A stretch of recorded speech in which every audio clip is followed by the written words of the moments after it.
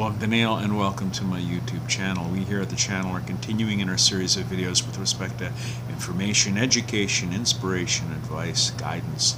And a little while ago, a very perceptive young lady came up to me, and she seemed a bit irked,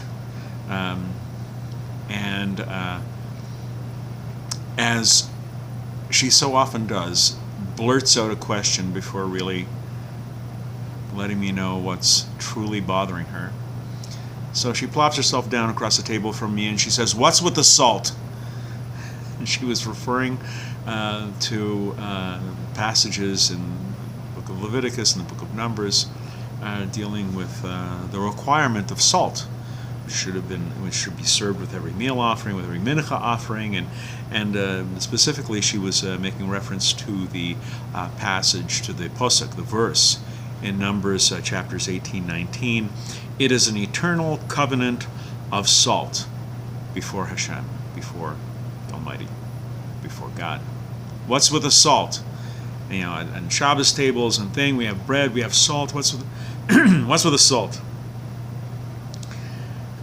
So I don't think she was asking, was it there to make things flavorful for God? She wanted a deeper significance of salt. So I directed her to Rashi's comments on this verse, Numbers 18-19, where he says that Hashem, God, enters into a covenant with Aaron, the Kohen Gadol, the high priest, and his sons. And he named it the covenant of salt by something, salt, which is healthy, but healthy in the sense that it doesn't spoil. Salt doesn't, it's like honey, it doesn't go bad. Salt doesn't go bad.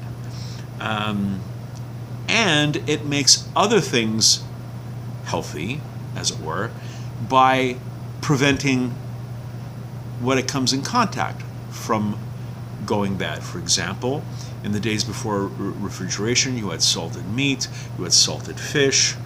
It's a preservative. So not only is it healthy and life-preserving in and of itself, it can pass that along to something else. And I noticed an arch of an eyebrow, and I told her this story, to help her go along. It's a well-accepted fact that Torah has a lasting effect on a person, but not just on a person. The study of Torah has a benefit to the community at large. The study of Torah influences others in its proximity. So it's not just the learner, but it has an effect.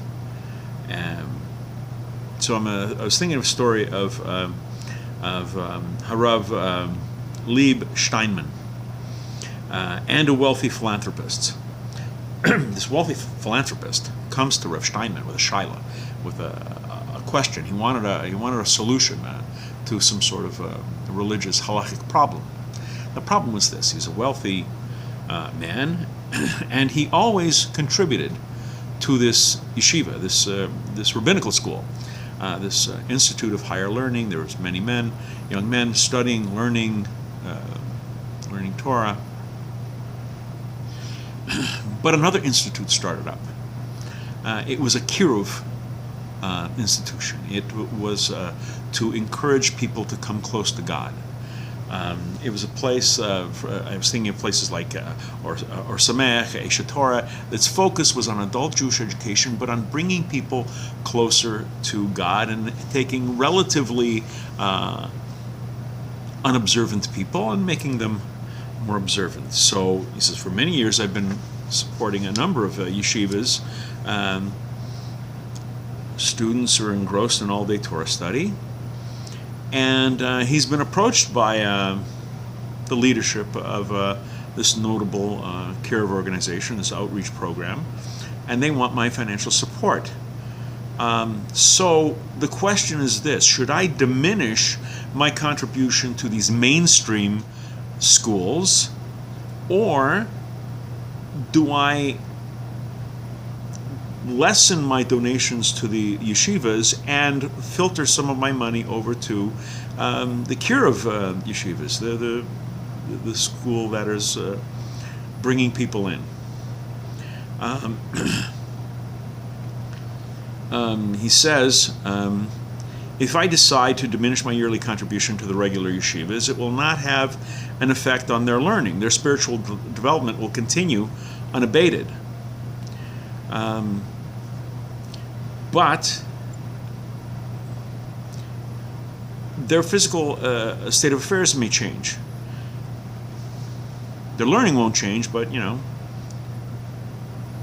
other things might. If I contribute to the Kiruv yeshivas, however, I might reach those people who would otherwise not be reached.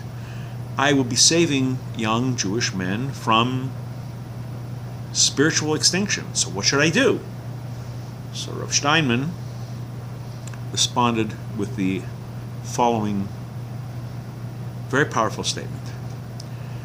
He said, do you think that the unparalleled surge of young people returning to Judaism, the whole people coming to God, this Kiruv thing, is a gift from heaven? He says, no. It's because there are young men studying unpretentiously in standard yeshivas throughout the world. The merit of their Torah study has brought a great resurgence of desire for spiritual development among our people. If you decrease your contribution to the regular yeshivas, you will cause a reduction in the number of Baalei Tshuva, of people returning, of returnees to Judaism. So I was making an analogy of the salt. The salt in itself is going to be fine. It's not going to go bad. But the salt also has a preserving effect on others. What Rabbi Shteinman was saying was that, like the salt, the fact that there are full-time guys learning, that has a beneficial effect on the community. The people aren't being makaroved just cause. It is because of the merit of their studies in the regular yeshivas that these people are going along.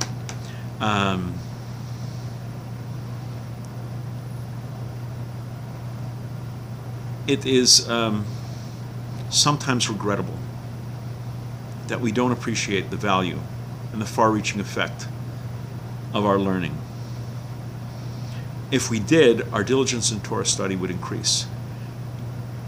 The fact that you're studying Torah has an effect on those around you, even those who may not know you. The Jewish people are supposed to be a light unto the nations.